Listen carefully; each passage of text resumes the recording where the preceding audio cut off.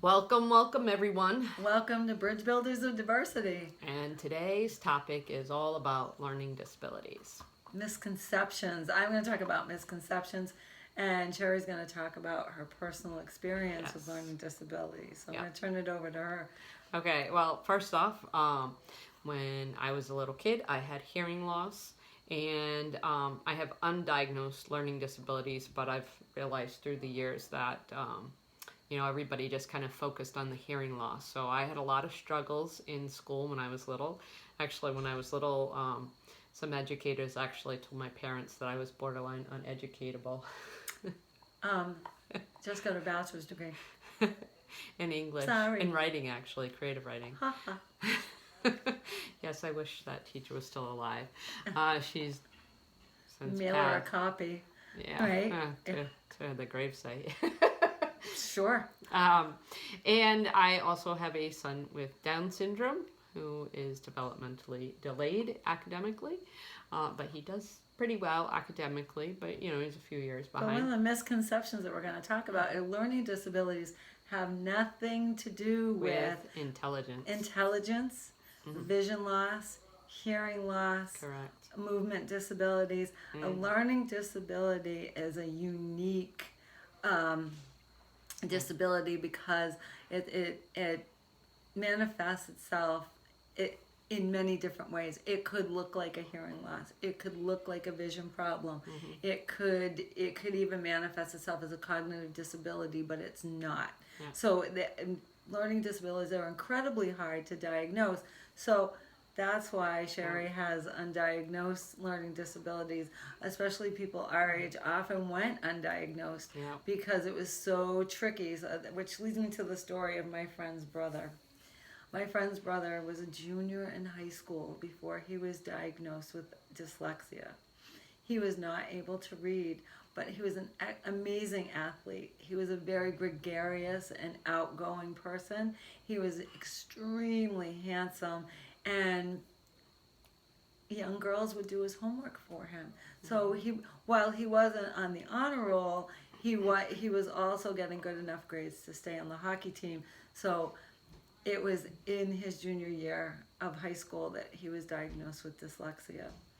Ironically, my older son has severe dyslexia, but because of my learning experience as a child, he was caught very early in first grade. I kept questioning, why is he reversing his letters? There's something not right. He always, another big clue with dyslexia is those kids always want to be read to. They don't ever want to read the book. It's a big telltale sign. Well, the meaning of dyslexia is a disconnect from the lexicon, meaning you are not able to see and hold on to the printed word. So while you love language, love stories, remember it has nothing to do with intelligence. Love language, love stories. A young child who's dyslexic might just be averse to looking at print. I've had kids with dyslexia say to me that they can't trust it. It looks different every time. And that really the reversals is really a misnomer. Not everyone with dyslexia sees things backwards. They may see it, they may see the letters C-A-T.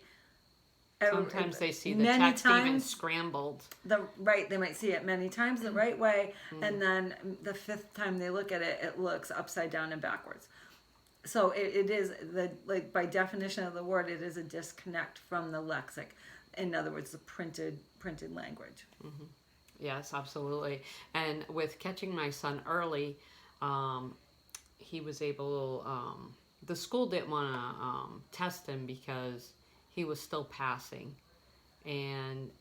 but when his brother with Down syndrome could read at 3 years old a printed text, because his signing time videos were just somebody had scanned them for me, so they just had the written words on it, and Nathan knew the difference between the different DVDs, and I'm like, how does a 3-year-old with Down syndrome know which video is which and which one he wants? And his 6-year-old brother should be able to read the farm or something Right, like that. right. That disconnect from the printed word. So I'm like, there's something wrong here. And he would feel like very bright young man, but he would feel stupid because he saw all his friends at young ages reading, and it really was affecting his self-esteem. And Well, that's why the dropout rate yes. for students with learning disabilities is so high. Let me And find many a people in staggering prison. statistic. Many people in prison too Yeah, have learning 1 in disabilities. 5 American students identified as having a learning disability will walk away from that education. This is part of a PBS NewsHour article that I found while researching some statistics. Unfortunately, when you put in learning disabilities into a search engine, you're going to get a lot of ADHD information. You're going to get a lot of autism information. Those things are not the same as a learning disability. Again, another misnomer that they get lumped in together. A learning disability is really a difference in how information is received by the brain. Mm-hmm. But the brain's not broken. And no, sometimes it's just the different. processes are different to getting in and out of the brain is how I describe it. Right. So that brings me to the number one misconception from the PBS NewsHour article. NewsHour article. There we go. That's a tongue twister. I'm wondering if there's some kind of dyspepsia in my mouth here. But back on track. Number one misconception is that learning disabilities are interchangeable with other disorders. Absolutely not. A learning disability is not one thing, but rather a category of disabilities that encompasses a variety of specific skills. And it creates very real obstacles and can do a number on a child's self-esteem, their perception of themselves as a learner, their perception of their own intellect. So the underachievement is unexpected in these students. Like Sherri's experience with her son, he's a really bright kid. Why isn't he able to read simple words like the farm? And again, for him, it was that disconnect from the lexic, the dyslexia. But in high school, he makes first honors and second honors all the time. He's but tell everyone how hard he works. He has to attend school every day. He has to stay focused. He listens to his books on audio tapes. And he has to stay very focused. Even this year, my aunt, who we're very close to, passed away, and he wasn't able to miss a day of school to go to the funeral because that will put him so far behind. So be cognizant of that. Yeah. When you have a child, if they need to go to school, even though there's been another, something in the family that would be appropriate for him to go to, and other people may see that as maybe disrespectful or something, he needs to be in school because it would be like missing a week of school for him.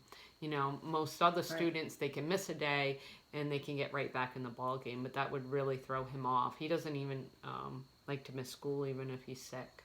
Right, and also the amount of time that a student with disabilities is going to spend on reading a small passage is much longer than a typical student would spend. And again, speaking to your son's experiences, it has nothing to do with motivation. It has nothing to do with attention. It has nothing to do with like a laziness or an inability. People with learning disabilities have done magnificent things. The sky is the limit when you have a learning disability. They see the world differently. They see the world differently. Absolutely. Maybe some of the learning disability is going to save us. Well, it's going to solve if you one look of back our in many history, societal like problems. Thomas Edison, Albert Einstein, Cher. Yes. She openly admits to having dyslexia and the guy was the Fonz, Henry Winkler. Oh, yes. right. Yeah. So think about what reading a big old movie script must be like for them. Yeah. Loads and loads and loads of time and But when you want to do something, you will hyper focus on it so you can do it. Sure. So again, it has nothing to do with motivation, which I'm gonna. But playing sports does help, I think, children. This is my personal opinion. I'm no doctor or anything. But I think playing sports helps children with learning disabilities learn that self-discipline to be able to, just like with myself, I had Focus. I had to teach myself how to focus and how to learn, because in my younger years, the people that were presented in my life really didn't know what to do. I was the first child in my school district, because I lived out in the boonies, to go through the school with a hearing loss. Right, right. And they had no idea what to do with me. Even though we have resources in our state that they could have reached out to. Yeah, well. You know. Which brings us to the misconception of learning disabilities are easily diagnosed. They are not. No. It's very, very difficult to fine-tune a learning disability from another learning difference, like ADHD or autism or hearing loss, a visual impairment. So all of those things have to be ruled out before you can even start to dig into where the learning difference is. It was actually my son's eye doctor who told me to go get him tested for dyslexia, because his eyes were fine, his hearing's fine. Right. And so a lot of the pediatric community is very aware. So if your child's having trouble reading, take them to the eye doctor. A lot of them know if their vision's really well and they're at a certain age developmentally and they're struggling to read, or they're not seeing it right, the doctor may tell you. That's who told me to go get my son tested for dyslexia. Right, right. When I was questioning stuff. So, I did my due diligence, get the hearing checked, get the eyes checked, because that rules out that it's a sensory issue. Right, which brings me to some of the early signs to look for. In reading, you're going to see a child who's very averse to the written word. Again, like that student explained to me, I can't trust it. They may have trouble mapping out sounds of letters. It could be an auditory learning disability. In other words, they don't hear the individual phonemes in words, which that also might not be a true learning disability. It might be because of early hearing loss from chronic ear infections. That's a super common, actually a delay in learning. I still don't know phonics because of my hearing loss as a child. That's all right. We'll help you. So what happens we'll help you is spell. A lot of people, like in my circumstances, or people with dyslexia or deaf and hard of hearing community, they just learn the word. Like right. They don't learn like the phonics of it. They just learn cat, dog. They don't go because they don't really hear that very well. Right. So, right. At least in my experience. I'm not a teacher, but right. But I did pretty good. I think with we've my already son. touched on this. Learning disabilities usually correspond with a low IQ. That is a misconception. Yes. And absolutely untrue. Learning disability is absolutely not about laziness or lack of motivation. It's a real disorder. It's a real difference in the brain and how information is received and processed. And it impacts a child so deeply, and their vision of themselves is so critical in where they move on to in the future. So early detection is super difficult, but very, very important. Let me see, where else do we go? A next misconception. And this is something that I hear a lot, especially as a special education teacher. They didn't pick those things up when I was a kid. We're over-diagnosing. Where were all these learning disabilities coming from? They've always been there. And we can look back in history and pick out great people like Albert Einstein that had a learning disability.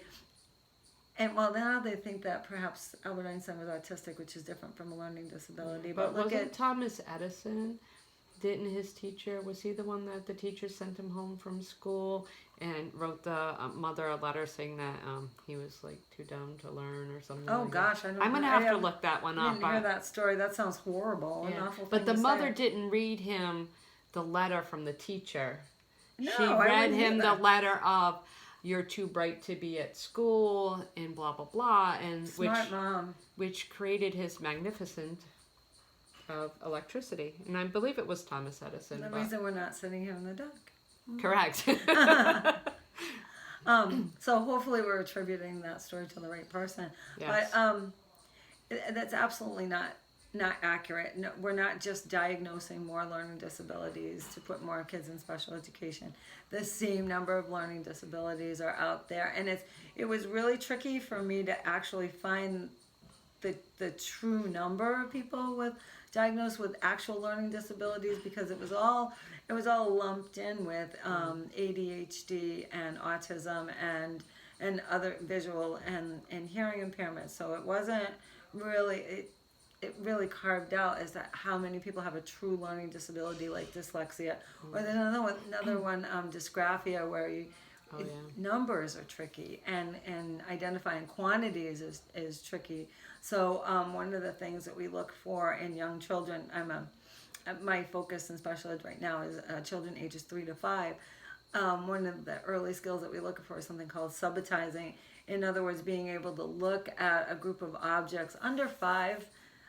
So you like put a couple in their hand and say, how many do you have? And without counting, be able to say they have 1, 2, 3, 4, or 5.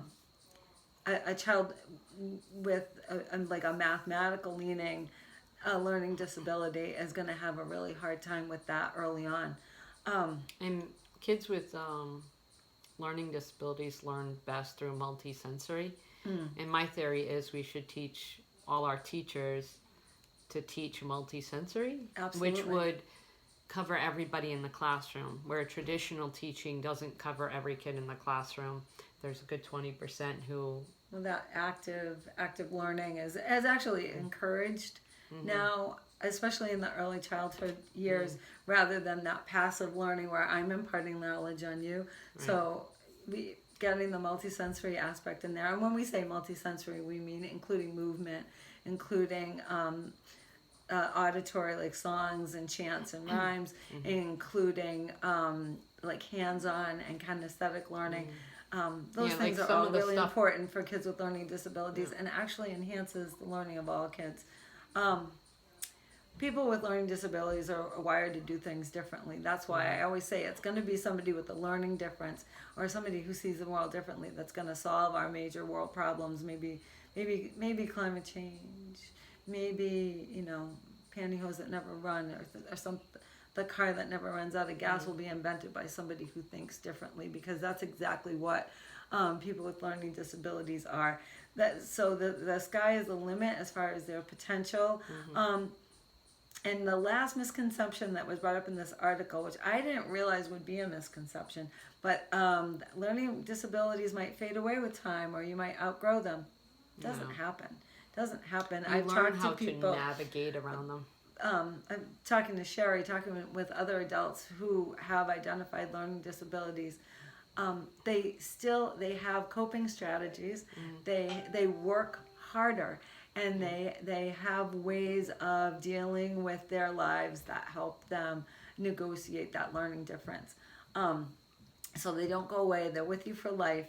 But that it doesn't mean if you're a kid listening right now and you've been diagnosed with a learning disability, no, the sky is the limit. You're gonna have to. You're gonna rock it, because you're gonna have to work real hard. But you've already been doing that, and you can do anything. You can win a Pulitzer Prize. You can invent the car that never runs out of gas. You can create music. You can create art. You can make the world a beautiful place. Your possibilities are limitless. Absolutely. If you like our content, please smash that like button and hit the subscribe and button share it with your notification, that bell notification, so you get notified. And I am Sherri. I am a mother of a child with Down syndrome and a son with dyslexia. And this is Roberta. She is a special educator. I am. And we are together bridge builders of diversity. We're building those bridges between people with disabilities and the typical world. The typical world, which is not so typical. Come on. No, and we're more alike than we are different. We are more alike than we are different. And if you have something that you'd like to have us dive into or gibber on about, we would be happy to do some research. We love to research these we topics. Do. Because we're kind of nerdy. A little bit. Yeah, just a But that's all right. We have each that's other. our thing. Right? All right. All right. We appreciate you. Hit that like button.